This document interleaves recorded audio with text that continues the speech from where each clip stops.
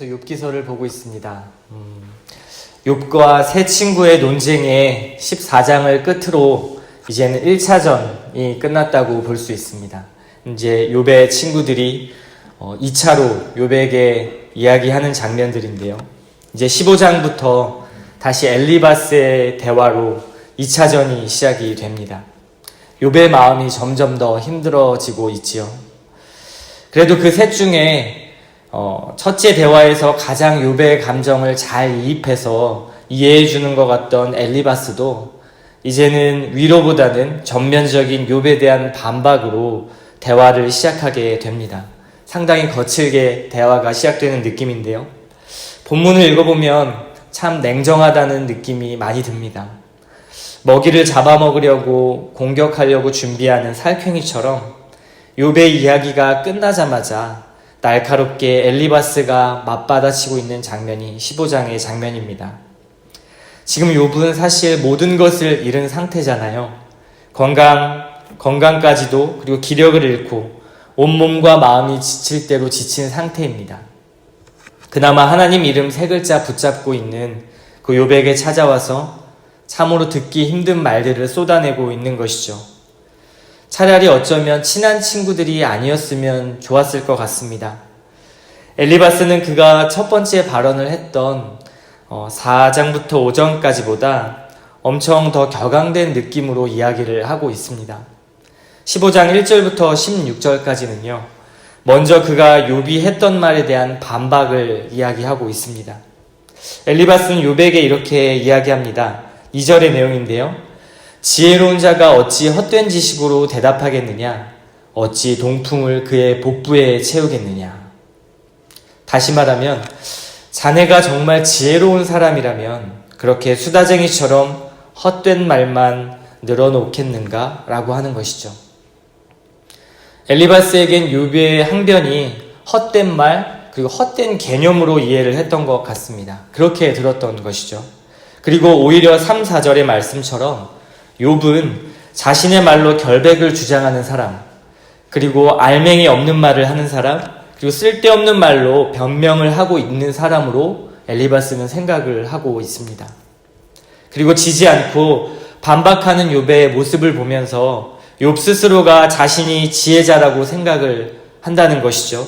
그리고 그의 친구들보다 더 많은 지혜와 깨달음을 가졌다라고 잘난 척한다, 착각한다라고 비난을 하고 있는 모습이 바로 엘리바스의 모습입니다.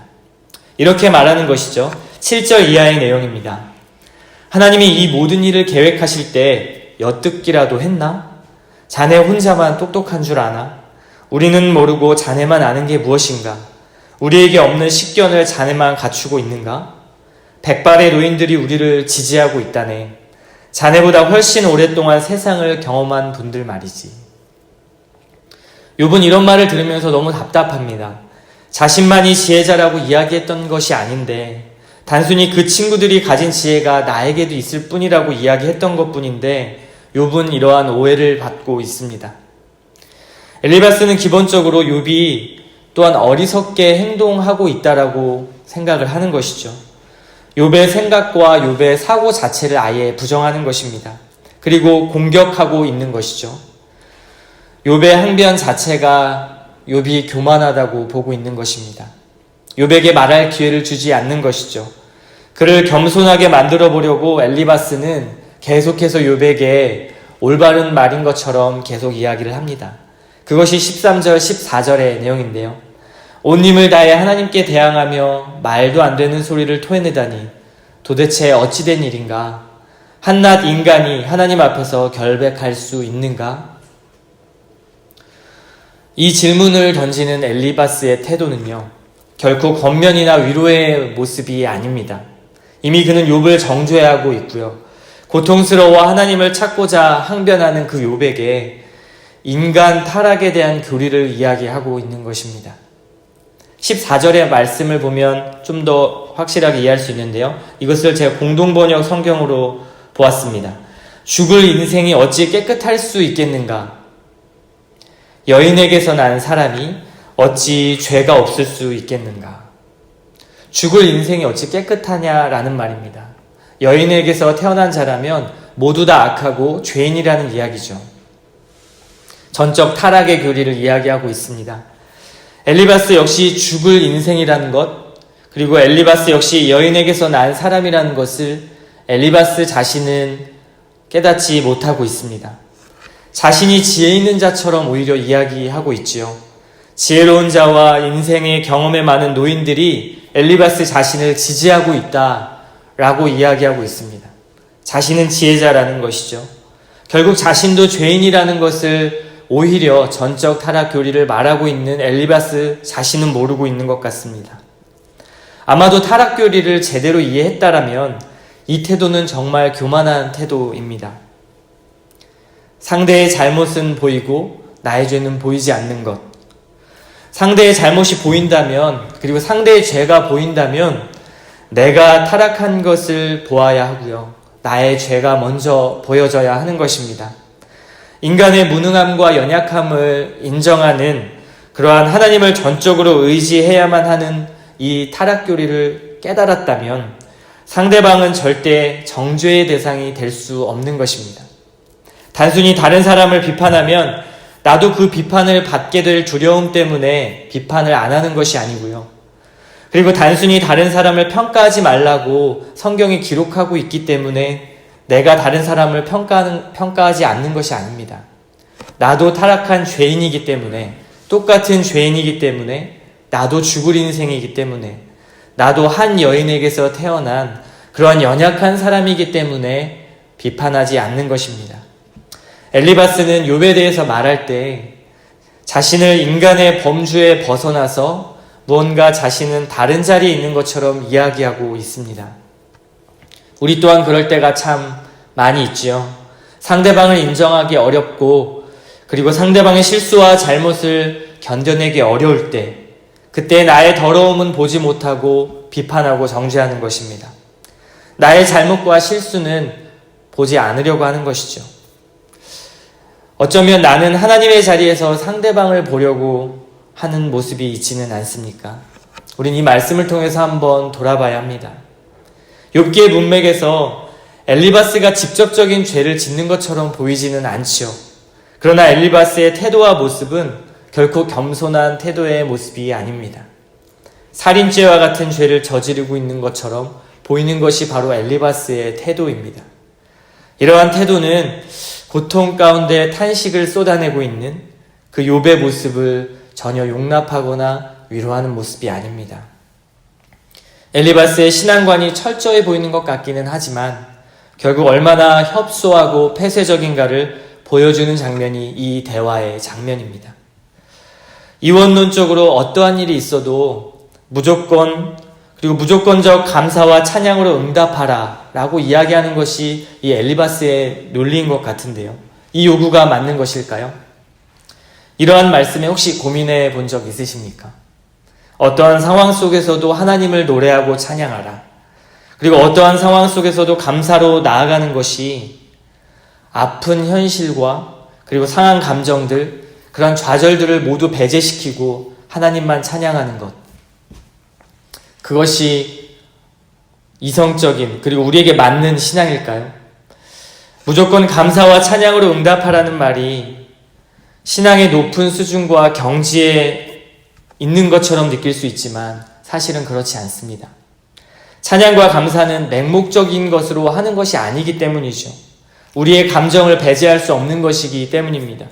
깊은 성찰과 그 어려움 가운데 하나님 앞에 나아가는 탄식, 그리고 여러 가지 하나님 앞에 드리는 그 질문 속에서 빚어지는 표현들, 그것이 하나님 앞에 드리는 감사와 찬양이 될 것입니다. 욥은 지금 그 과정을 거치고 있는 것이죠.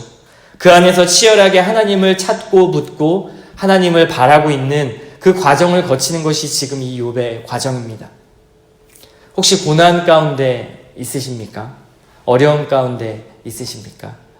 하나님과 더 깊은 관계로 들어갈 수 있는 좋은 기회입니다. 상처와 아픔을 쌓아안고요. 배제시키는 것이 아니라 상처와 그 아픔을 쌓아안고 더 깊은 하나님의 성품을 찾고 보는 것, 그것이 고난 속으로 들어가는 것입니다. 이제 16장부터 17장까지의 내용인데요. 이것은 엘리바스에 대하여 욥이 대답하는 장면입니다. 본문을 보면 이제는 더 이상 대답하지 말고 그냥 욕하며 돌아가라고 하고 싶은 마음이 저에게도 굴뚝 같습니다. 왜 그 많은 말들을 다 받아치고 있는지 잘 모르겠지만 욥은 계속해서 이야기합니다.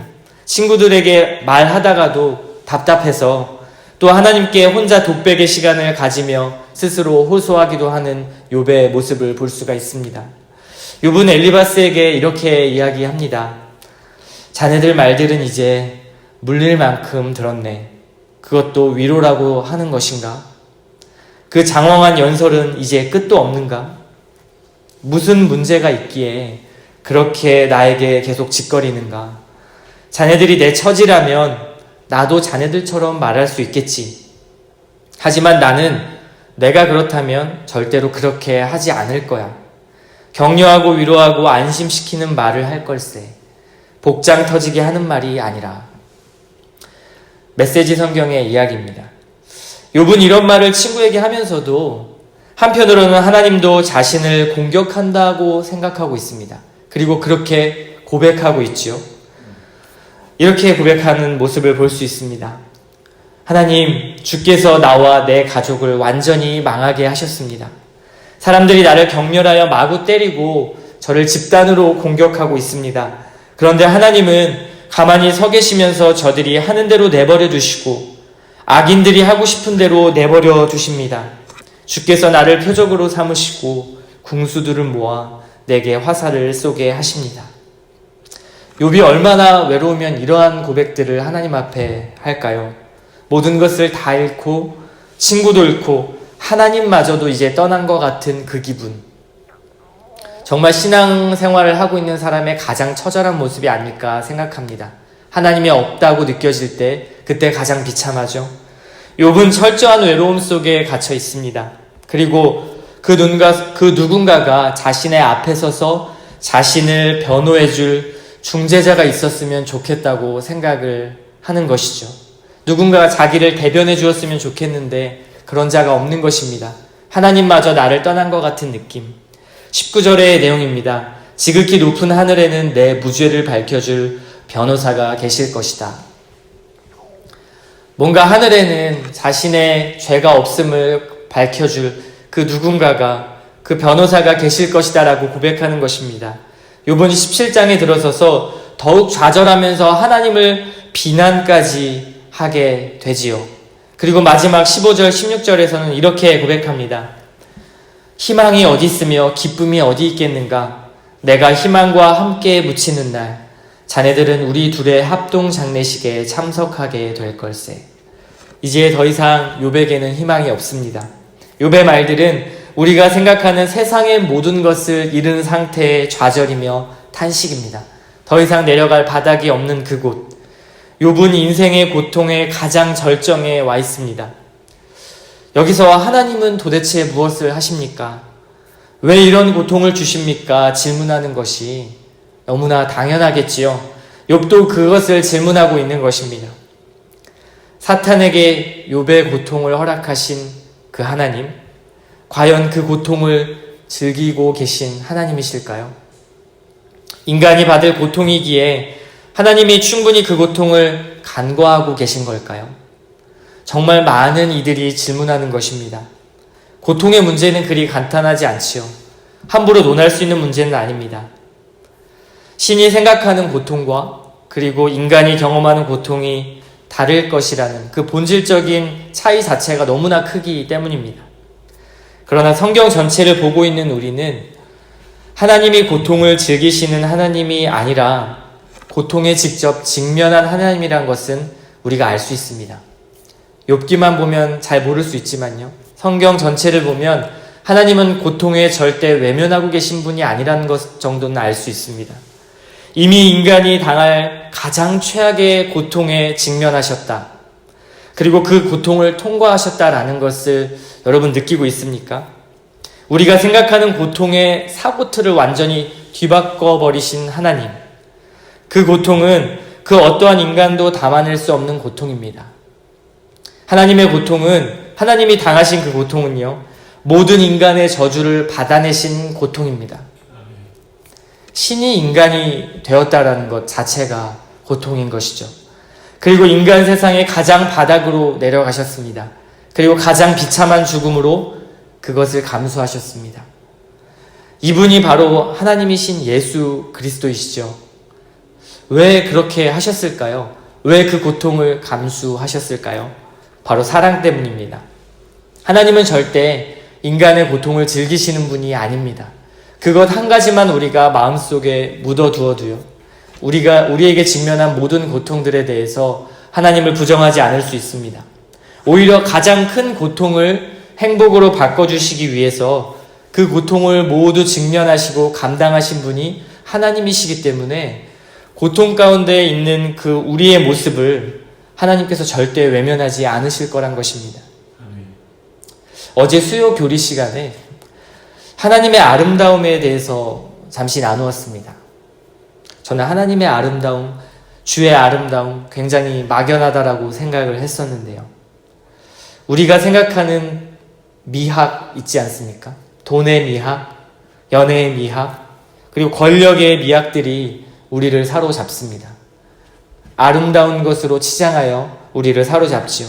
그런데 하나님의 미학, 말씀의 미학, 그리고 그분의 아름다움 앞에 우리가 빠져든다면 그 어떠한 아름다움도 그 자리를 대신할 수 없다라는 것을 느꼈습니다. 그 아름다움의 미학, 주의 아름다움이 우리를 다시 하나님 앞으로 되돌린다라는 것이죠. 욥의 고통의 문제는 과연 어떻게 해결되고 회복될까요? 고통의 이유와 논리가 궁금했던 그 욥은 어떻게 욥의 마지막 부분에 가면 회복하고 다시 하나님 앞에 무릎을 꿇게 될까요?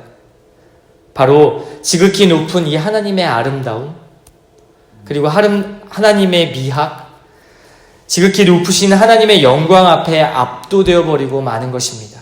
그 어떠한 고통의 이유를 논하는 것이 아니라 그 높으신 하나님의 위엄 앞에, 하나님의 빛 앞에 욥은 무릎을 꿇고 말게 되는 것이죠. 그리고 하나님을 인정하게 되는 것입니다. 정말 이치적으로는 맞지 않지만 그 놀라우신 하나님 앞에 하나님을 대면하면 우리에겐 이러한 일들이 일어난다는 것입니다. 우주선을 타고 넓은 우주 속에서, 광활한 우주 속에 있는 작은 지구를 한번 상상해 보십시오. 대자연 앞에 압도되는 내 자신의 모습, 자연 안에 있는 중앙 안에 있는 내 자신을 생각해 보십시오. 우리는 도저히 하나님을 우리의 지식과 신학으로 그리고 경험으로 이해할 수 없습니다. 우리의 얄팍한 지식으로 하나님을 논할 수가 없습니다. 내 지식과 논리의 테두리 박스 안에 하나님을 가두어 버릴 때 오히려 하나님은 사랑의 하나님이 아니라 고약한 하나님으로 전락하게 될 것입니다. 욥기서를 통해서 인간의 고통에 매정하신 하나님이 아니라 우리를 창조하신 위대함과 그 위엄 앞에 무릎 꿇고 그분께 압도되기를 바랍니다. 결국 이 친구들의 말잔치도, 그리고 욥의 탄원도 하나님의 존재 앞에 무릎 꿇게 되고 모두 입을 다물게 되는 일들이 일어나게 됩니다. 살아계시고 놀라운 은혜로 함께 하시는 하나님께 오늘도 무릎 꿇고 날마다 무릎 꿇는 그러한 우리의 삶이 되기를 소원합니다.